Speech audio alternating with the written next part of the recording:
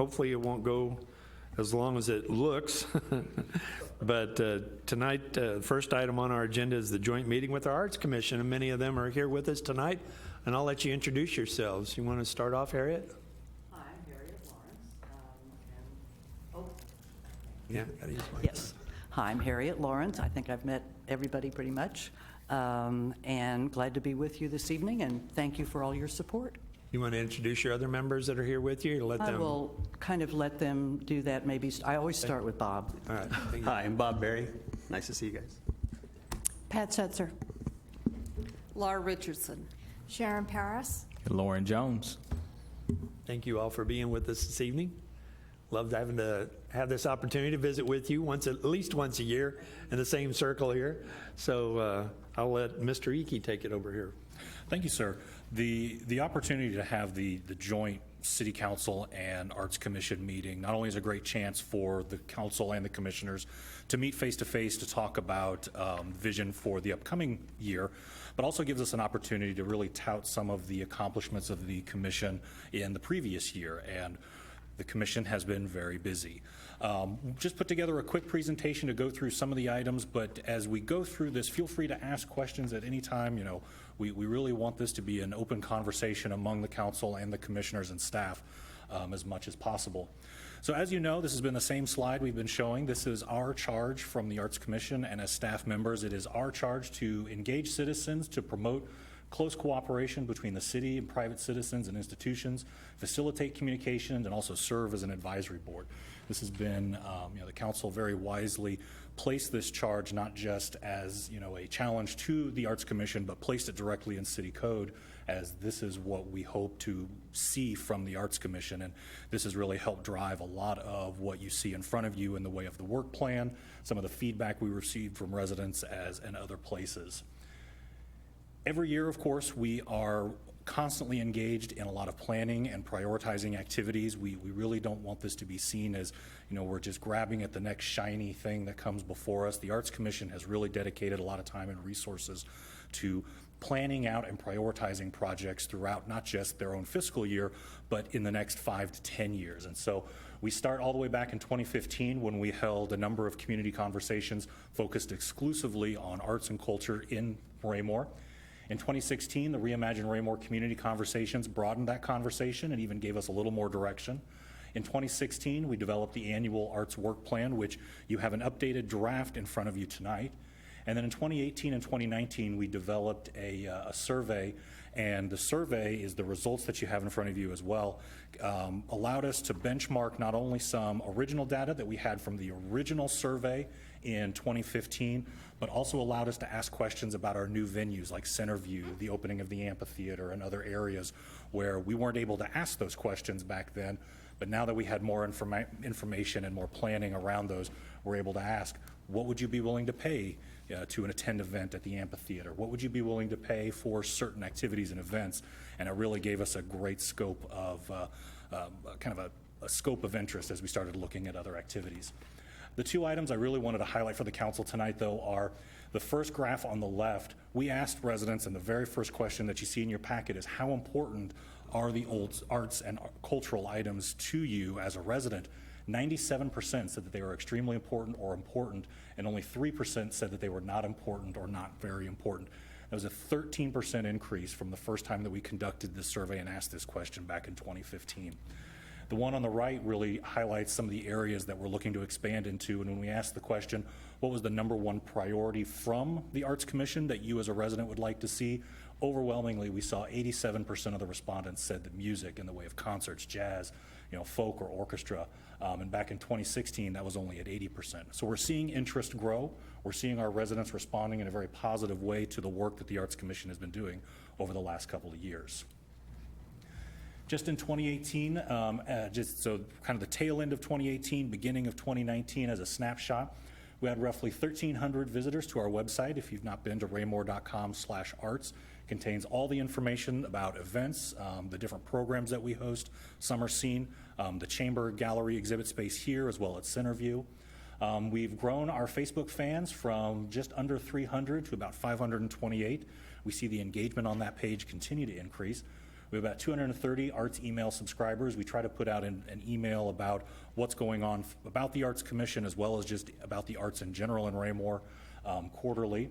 We've had roughly 173 class attendees. We've created 5 new programs, and we've been able to sponsor 6 city council art exhibits here in the chamber, which really is incredible. And as we move forward, you'll hear a little bit more about this space. As we begin planning for the next year, something that we've really taken to heart is the idea that we're going to be exploring new ideas.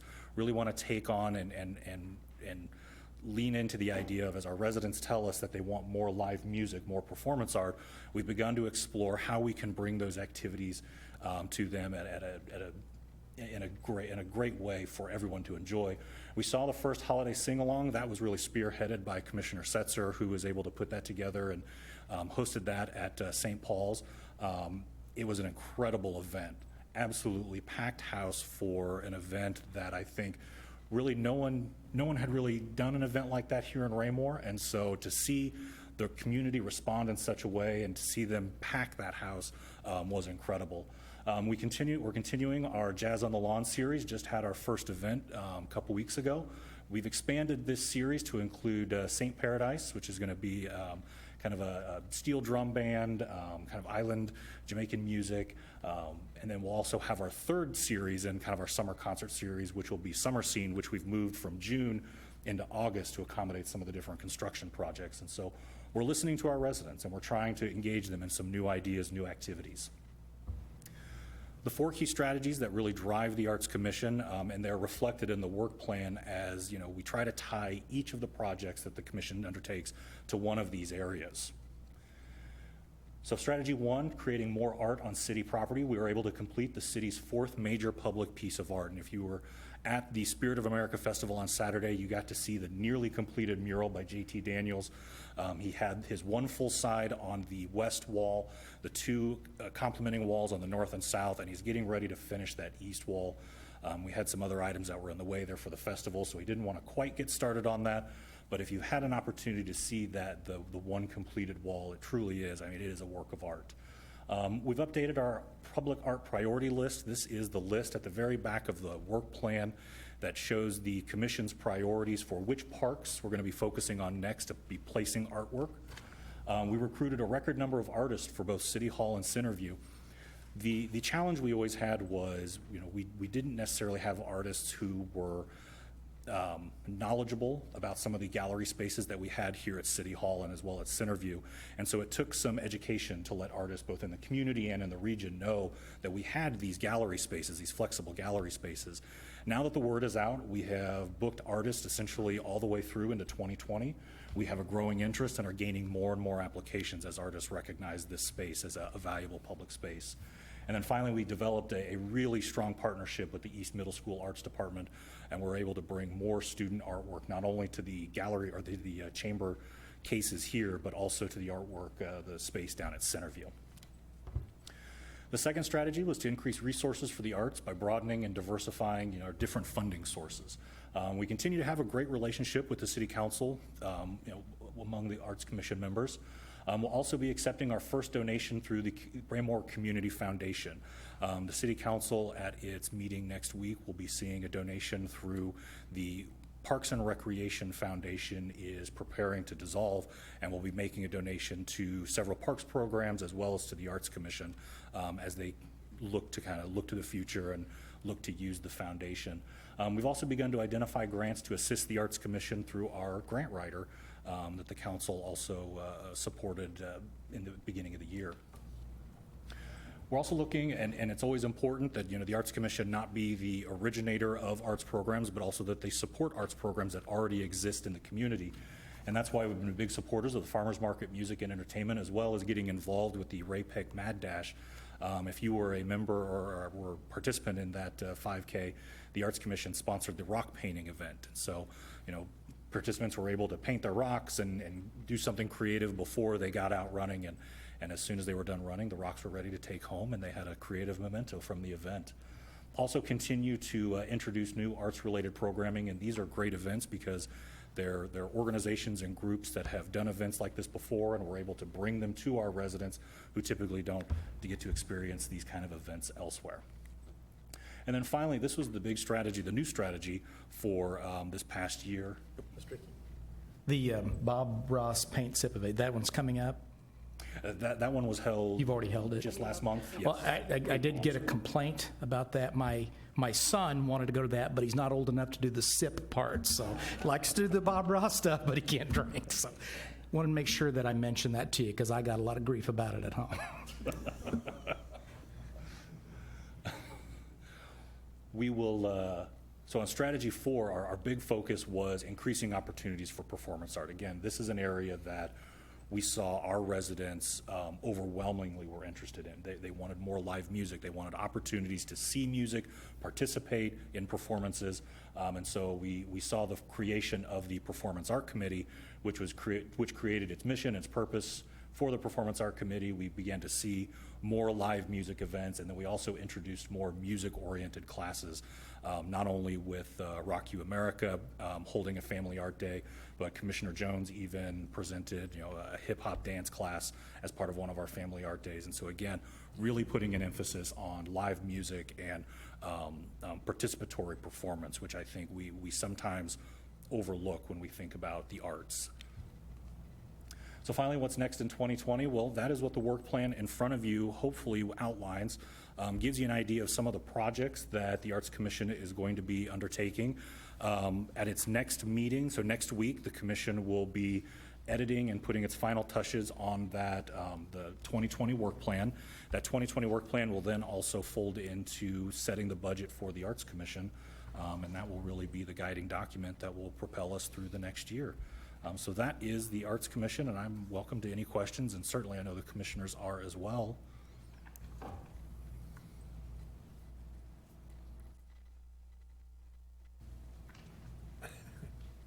Anybody have any? Mr. Holman? Not a question. I just wanted to say I attended the Sounds of South Kansas City the other night, Thursday, down at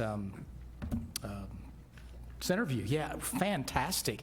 Packed house. We got there a few minutes late. We had to park up here. All the parking was taken, and we had to sit out in the lobby to be able to hear because it was standing room only. They were packed in the bags. I'm guessing 250 to 300 people there. Man, what a great show. They're so talented. That's exactly in line, in my opinion, with the city's vision for what we wanted. What a great show. I think they're going to continue to be an integral part of what you all do going forward. It was great, and it was all people that we know. Councilmember Moorhead's wife was there. Tasha was in the band. Mr. Rue, Mr. Wilson from the high school. It was great. I loved it, and so thank you. That was a great one. I loved it. Anyone else have anything?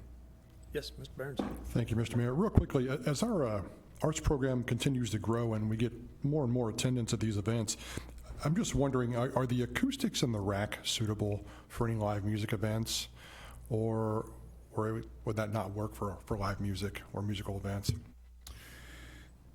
The rack would not necessarily be ideal, certainly for any kind of, if we were having a band play and we had a stereo or a PA system and speakers and we were looking just to kind of play loud music essentially, then it certainly would be a good venue. If we were looking to do acoustics for, say, a band or a symphony type event, I don't know if the acoustics would be great in there, just not having been able to really see it and test it. Centerview, I know we were somewhat concerned because of the concrete floors, but having heard the Sounds of South Kansas City here recently, they sounded fantastic. Thank you. I don't know if it would work, but when we just authorized some money with the council at our last meeting for the outdoor speaker system there at Centerview. So would that allow like an event like we had there last Thursday to broadcast the music? You could actually sit outside. Is that a possibility? A possibility, yes. That would Absolutely. be really nice. Thanks. Anyone else? Mr. Sergo? Thank you, Mr. Mayor. And I would possibly assume into the future to expand this when we have the amphitheater, the park going well, to move that out there for these band nights and maybe have a park day or a Raymore day at the park, have the bands come in, play on it, and to kind of broaden that out. Absolutely. We are eagerly awaiting the opening of the amphitheater. Harriet, did you have anything you wanted to add to the conversation?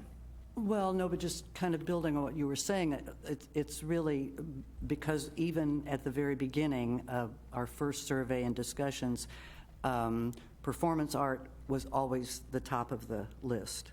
And until we got Centerview and until we get the amphitheater, we haven't had a really good venue. And so, for example, the sing-along we had to do at a church.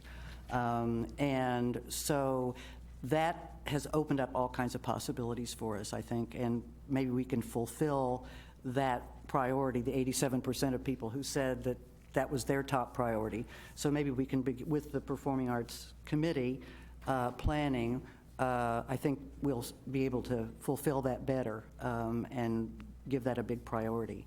And obviously, it's popular. But really, the rack, I don't think, for that, inside that venue, unless we were doing something like line dancing or something like that, I don't think that's a really, yeah, it's a bouncy thing. And although the floor is fabulous, I just think, you know, the ceiling is high, there's nothing to block on the walls. If you pack a place like Centerview with 250 people, then the sound is going to get considerably better because they are part of the acoustics. But it's been a problem for us in the past, and so now we're happy and eager to see that all expanding.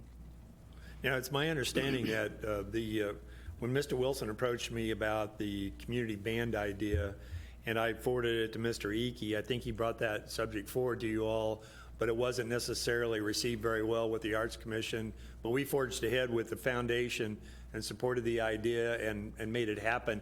Will there be some support by the Arts Commission in the future as they continue forward?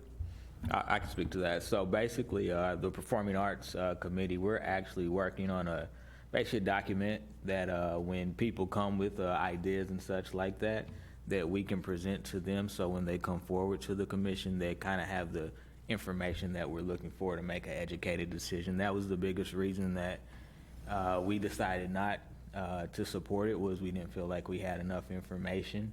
And so we're putting together a document that will address that in the future, so we have the information in front of us to make a better decision. Okay. Yes.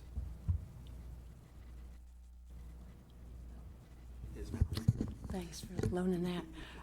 I'm put together a proposal to support the Sounds of South Kansas City. They may change their name, though. We're helping that group get organized, get a board of directors, set their goals, figure out what they're going to do. But I put together a budget that would make them legal because they have copyright obligations and some other legal obligations they need to take care of, which right now we're not doing that. But we should. We really should do that, and we intend to. Okay. So I'm bringing that to the meeting Tuesday. Oh, excellent. Thank you. Appreciate that. Sharon? Yeah, I just want to say, for those of you who don't know, Pat and her husband were both part of the band. They are musicians. Pat teaches music, and she was very instrumental in helping put that whole thing together, so kudos to her. So the commission does have an inside route to future activities of that wonderful band, and it was amazing. I was flabbergasted, actually, for only having been together for 5 weeks, Pat, 4 weeks. It was amazing. So I just wanted everybody to know that she's done a lot to make that happen. Well, thank you. Thank you, Pat. Anything else? Just had one item and wanted to take a moment to also recognize, so both Commissioner Paris and Commissioner Lawrence will be stepping down from the commission at the end of July. And both members have been with the commission since the beginning. It's an incredible loss for the commission. I know they both have been very dedicated, have really been the original inspiration for the commission, have been with us through some great projects. And I really look forward to hopefully working with both of them as we continue and have them back as a volunteer. And I do have just a small gift I'd like to present to them both very quickly, if that is all right. Oh, absolutely. Well, he's over there. I just wanted to say another thing I thought was great about the band. I mean, everybody thinks about, okay, the orchestra and, it's all the old crowd, I mean, the 50 plus. There were at least 3 graduated seniors there from the high school. Tammy Yang was in the band, Zane and Cecilia Brown. There may have been others. Those were just the ones I recognized. These are kids that just graduated from school, and they were just as involved as anybody else. So, speaking to our overall theme of a community for all ages, this was a great example of that because we had 18-year-olds there all the way up. It was great stuff. Yes, sir. So in April of 2015, before the commission was even officially voted on by the council, the members of kind of the standing committee did what their inspiration was for joining and for creating an arts commission in the city. And all the members participated and created this really neat kind of collage of the different things that inspired them. And so my hope is I have copies or prints for both Commissioner Paris and Commissioner Lawrence to take home, so hopefully that they can continue to be inspired and participate in the arts now, while not as commission members, but hopefully as citizens. And we look forward to continuing to have you be a part of that. So thank you both very much. Yes, thank you. Oh, thank you very much.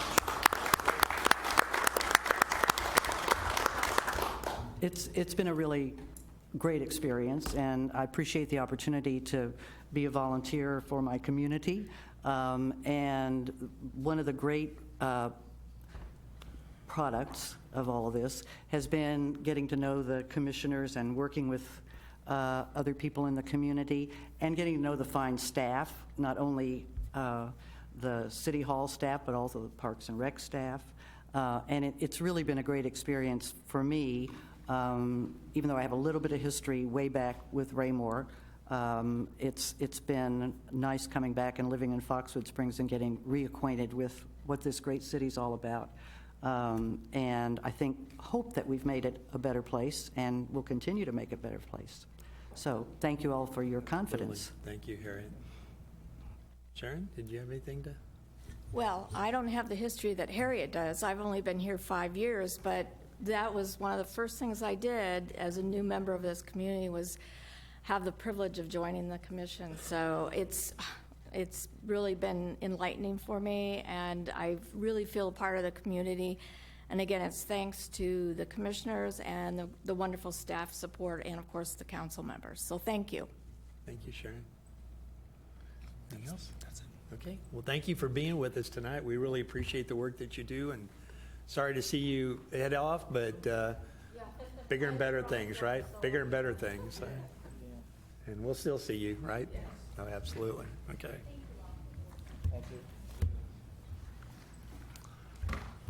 Next item on our agenda is the presentation for the Raymore Community Foundation. Ms. Tricky. I'd like to turn it over to Ms. Harmer, if I'm able to get that to work. Hello. Okay. I know that you don't really know what I'm going to be talking about. There was no presentation in your packet, but I am excited to just I have a really fun idea. I mean, it's happening. There's going to be a really great fundraiser this fall, so I'm kind of give you all of the details and ask for some help at the end. So basically, let's go over the Raymore Community Foundation. You know what that is. You started it. And let's see. Sorry, my notes are somewhere. Oh, yeah. Okay.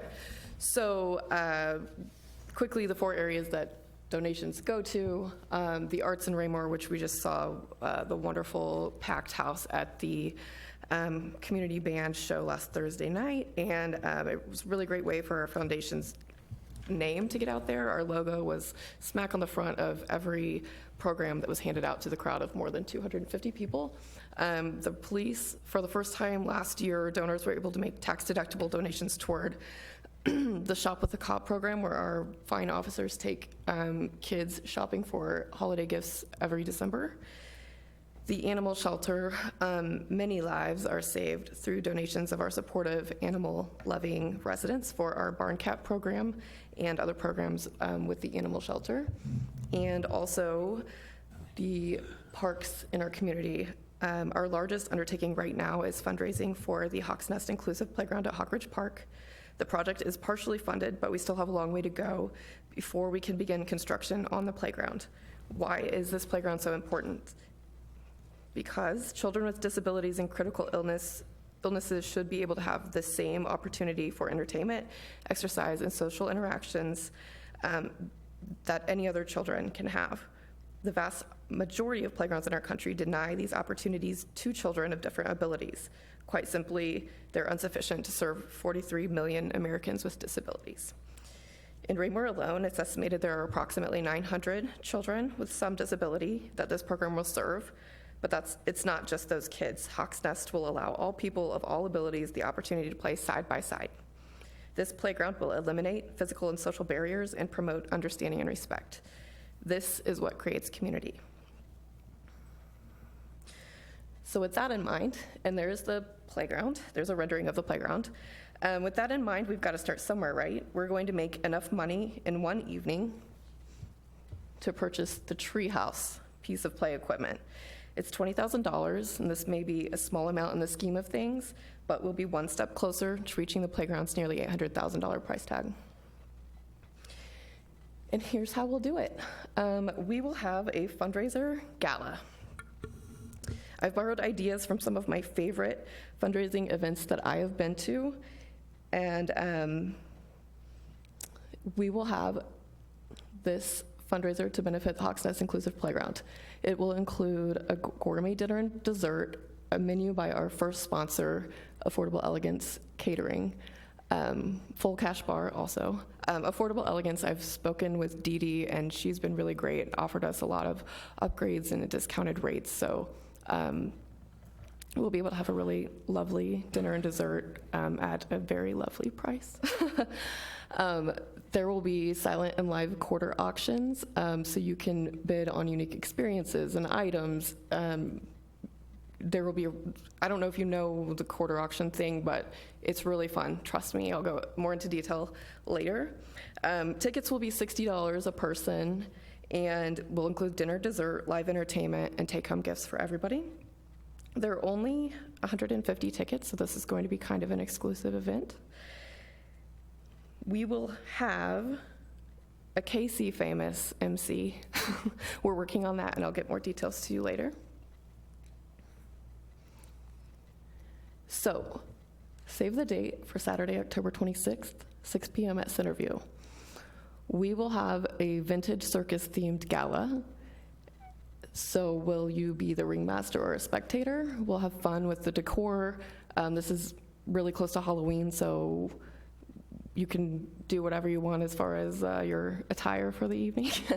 But we will be sticking to a responsible budget while making this a really fun and unforgettable evening for everyone who attends. And once again, $20,000 is that goal to purchase the custom piece treehouse playground equipment. So the look, I just want to give you kind of visuals. We actually already have some donations to make this decor happen at a very low price. So I'm just going to go through here. Yes, volunteers will need about 25 volunteers for that evening. Just anywhere from door greeters to check-in to running the bank. Actually, Donna for in court, she has volunteered to be in charge of the bank. Auction table attendance, guest table attendance, activity attendance, a vanna to walk the auction items over across the stage for the live quarter auction. And I know there's a better name for that, but the bingo cage turner number puller. There's a real word for that. And then some bussers and water service were part of the agreement with the lower rate from the catering company in order to be able to make those numbers work for us.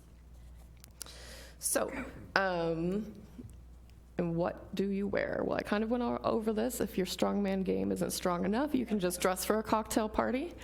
But it is going to be close to Halloween, so feel free to have fun with it. Here's just the quick timeline, and I'm going to get into all the numbers here really soon. Doors open at 6. Guests check in, bars open. 6 to 7:45, your silent auction is open for bidding in the lobby of Centerview. 6:30, dinner is served buffet style. 7:45 sharp, the auction closes. Our volunteers are going to match the winners to their bid numbers and their items, bring a printed bill and the donation letter to the, obviously your tax exempt, or your tax deduction letter to you before, and then they'll pay at the bank before leaving. They'll pay Donna. She'll make sure she gets that money. At 8 p.m., we'll have a quarter auction. We'll go into sponsorships here really soon too, but we'll have a sponsor that's going to be able to kind of say what they want, and we'll thank everyone else who assisted. And there will be approximately 30 to 40 items in this quarter auction. People are either going to be able to hold up their all-in bid sticker that they purchased from the bank, or they can bid on each item with quarters, anywhere from 25 cents to $3, depending on the value of the item. And then once, we'll have a quick break for a little game where someone can win another prize. It's really fun and interactive. And then everything ends before 9 o'clock, and our guests will pay up and leave. So if they have a Halloween party to get to, they still have time to do that. So sponsorship opportunities. There are a few different options. This center ring sponsor, and actually this is really, I will share these papers with you at the end. Center ring sponsor, it's $3,500. The best part about this is you get a full tax receipt for your donation, and the gala becomes your name's Vintage Circus Gala. So, Mr. Circo, if you decide to buy this $3,500 sponsorship, I'm just using you as an example, it's Councilman Circo's Vintage Circus Gala, and your name is all over, and your name is on everything, all the advertising, all the promotions, tickets, all the, okay, so just so you know. Then we go down a level. The Lion Tamer sponsorship is available for $2,000, same, full tax receipt. Your logo of your business will be printed on the stemless wine beverage glasses that each guest will use during the event and take home and hopefully use at home. And all of these come with a VIP table and tickets and all that. And then the tightrope walker is another step down. There are other options to get your company's name out there and let people know that you're being socially responsible and supporting a wonderful cause. And then the human cannonball is our lowest priced sponsorship, which comes with 4 tickets and your name on the centerpiece. And there's everything that I went over, and I'll give you those sheets at the end with all of the details. So the numbers. And these are estimates, but I tried to be pretty conservative in my estimates. So if we sell every sponsorship opportunity, $14,000. If we sell every sponsorship opportunity and sell the rest of the tickets that aren't included in those sponsorships, that's $5,100. We'll make around $4,200 or more from our live quarter auction. $3,850 is my conservative estimate for the silent auction, with approximately 70 auction items. Items can be sold for anywhere from $25 to $300. I use an average estimate of $55 per item. $1,000, we'll have a wine pull, so guests will pay $20 to pick out a wrapped up secret bottle of wine that's worth at least $15. Some will hopefully be worth much more than that. So everyone gets a great deal, and my goal is to have 50 bottles of wine pulled to make that $1,000. And then if you remember back in the Live Strong days, everyone had that yellow bracelet on. Well, these bracelets will be sold for $5, and they'll make you eligible to participate in the heads or tails game, which is really silly but really fun. What's that? Yeah, it's really great. I won't go into all of it. You can ask me later. But anyway, my estimate of those bracelet sales, which also the Tightrope Walker sponsorship, that company or individual who is sponsoring that will have their company's name on those bracelets, and it will say Hockridge Park, or Hawk's Nest, so everyone will know that you support our parks. Any that are not sold the night of the event that are left over, I have talked to parks and we'll sell those at concessions at parks events. Anyway, so we do still have expenses to cover. But the total estimated fundraising amount before expenses is $28,760. The meal for 150 people in the bar and the attendance for that is $4,100, so we can take that away. But I still think that we are going to meet or exceed $20,000 to get that playground piece. No one ever made a difference by being like everyone else. P.T. Barnum said that, and I don't think that we are like everyone else here in Raymore. So we know that we could make a playground that was ADA compliant, but we know that we need to do more. So what I need from you is to save the date, October 26th, 2019, either purchase a ticket and enjoy the gala as a guest, or volunteer for me for a few hours during the event.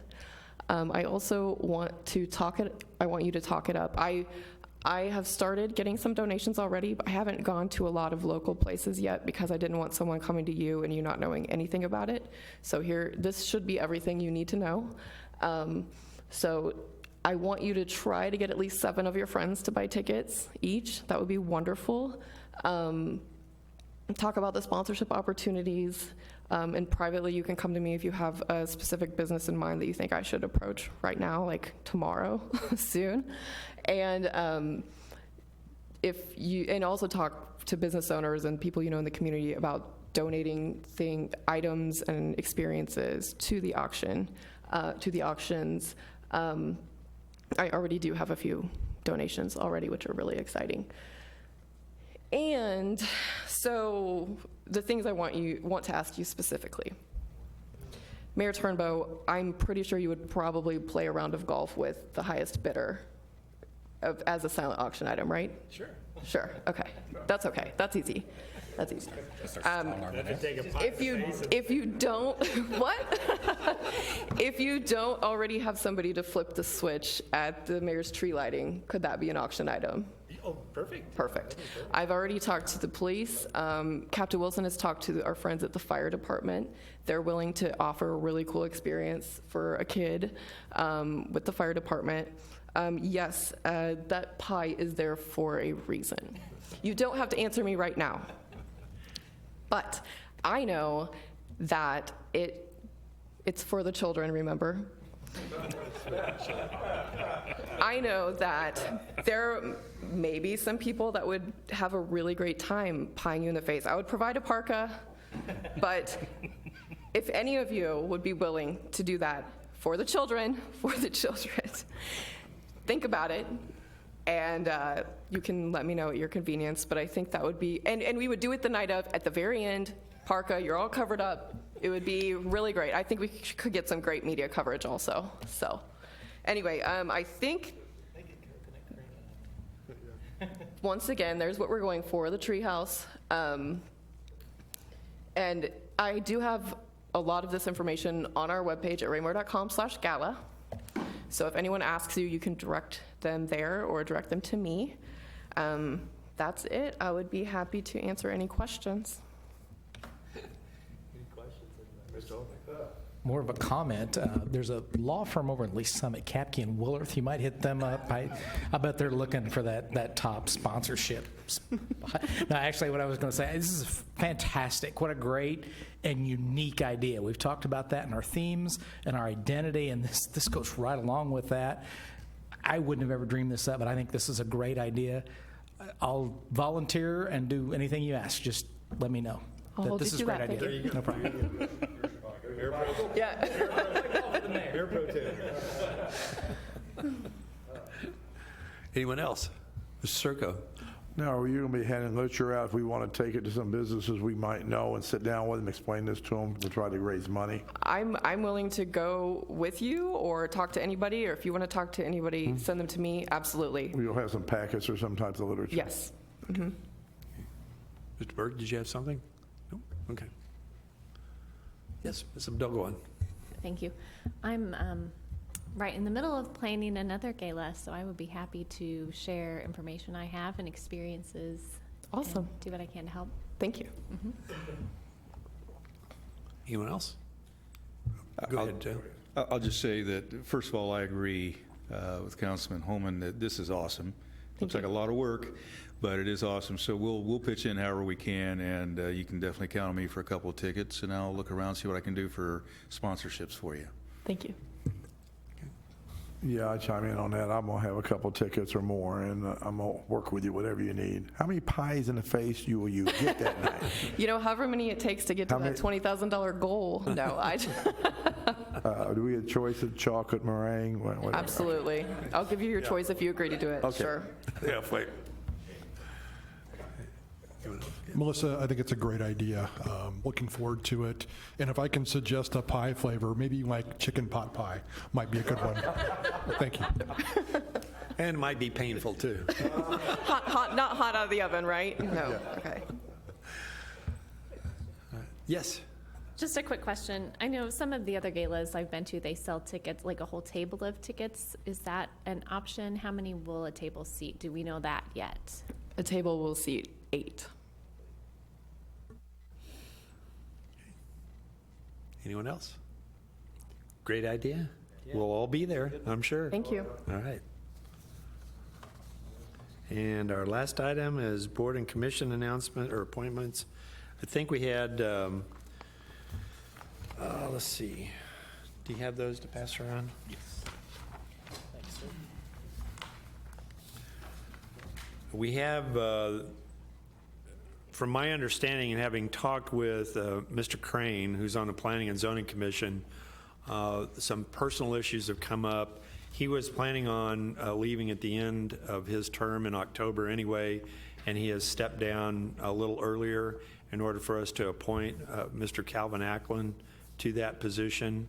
I think I talked to several of you prior to that, this date, and so that will be on the agenda for the next council meeting. Also, the Tif Commission, we have seats that are being appointed there. Now, these are from the taxing entities, and it will be filled by those taxing entities. It's not something that we choose or anything, but we do confirm, and those names are there before you. I don't think, have either of these changed? Yeah, because Sean Dawson, he serves with South Metro, and previous to that, as you know, was Mike Nefco. Mr. Dawson is also a resident of Raymore. He lives on South Sunset in Ward 2. And there are 2 city appointments to be made that should be coming forward at the next council work session. The Licensed Tax Review Committee representatives are those, as I said, will be coming before you, and you see those names there for appointment and reappointment. And the appointment is normally, for the city staff representative, is normally someone from our office here in finance, and that will be Elisa Williams. The others will be reappointed. Any questions? Yes, Mr. Burt. Just a comment. Thank you, Mayor. I wanted to refresh everybody's memory. Calvin Acklin was a member of the commission, the Charter Commission, a couple years ago, and he'll be excellent. He's an awesome person. Yes, Mr. Ullman. I was going to concur with Council Member Burke's comments. Bernie's been on planning and zoning for a long time. Was on there when I was on there. I think probably when Joe was on there, with John as well, I'm sure, right? He's been there for, I think he came on right after I did. He's been a really good, solid member. I hate to see him go. I know this got some things going on. But yeah, Calvin's a really solid guy too, really stepped up and spent a year with that Charter Review Commission, and so he's going to be a good replacement. We're just fortunate to have somebody in that board for it. That's good news. And then I know we don't have on there, assuming you've not made your reviews for the openings we'll have on Arts Commission yet. No, that'll be forthcoming. Yeah, those will be coming in the next couple of weeks. Okay, thank you. Anyone else? Yes, Mr. Berenson. I'll just echo again what Councilman Holman said. We want to thank, I'd like to thank Bernie for all of his time with the city. Absolutely. And definitely looking forward to Calvin Acklin helping us out as well too. Both very high quality individuals. Thank you, sir. Yeah, I echo those same sentiments to Bernie. You know, he's left a big legacy here with his fingerprints on a lot of the progressive issues that have occurred over the past oh gosh, 6, 7, maybe 8 years that he served on the commission. So he will be missed. If there's nothing else, is there anything else, Mr. Reed? Just one item, sir. Wanted to pass out for the council members this evening the Article 1 and 2. As you know, city staff has been undergoing an exhaustive review of the city code. And so what we will have before you tonight, or what we're handing out tonight for your review, are those first 2 articles. And to kind of walk you through what you're looking at, these are the edited, clean versions. So this is the updated version that staff will be recommending to council. If you are looking to compare from the current version to this version, you can certainly find the current code online. You can have you work with Mr. Fearborn or Mrs. Warner to get the comparables, but we really thought it would be easiest to look at the proposed version as a clean version for easier reading, because the amount of redlining and strike-throughs could just become confusing trying to go back and forth. So any questions that you see in here that you have, we'll be handling this similar to how we handled the human resources policy or the employee policy, where have a copy for you all tonight, allow you to go back and digest it. We'll be bringing it back to a work session before we send it before the council for final approval. So we'll see other articles coming forward in the future. All right, thanks, Mike. Mr. Holman. Back to the item on fundraising for Hawk's Nest. At our last meeting, I asked Nate, looks like we have dry weather. I know they were talking about pouring asphalt. Have they started that? Do you know? I thought he was sitting just behind me. I don't believe they've started pouring the asphalt just yet. He was thinking this week. And what I'm leading up to is once we can get that down, I would think we would be able to set a target date for the grand opening and then the kickoff of the fundraising for Hawk's Nest. I know initially you were planning on that with the initial June 14th date, which got washed away, no pun intended, and we've had to extend it out. I just didn't know if we were looking at mid-July, late July now, or if you had an idea yet. As soon as they have asphalt poured, we will be able to give a date. hard and fast date. Yeah. All right, thank you. All right. Thank you. Anything else? How about you? Anything else? Nothing else this evening, sir. Okay.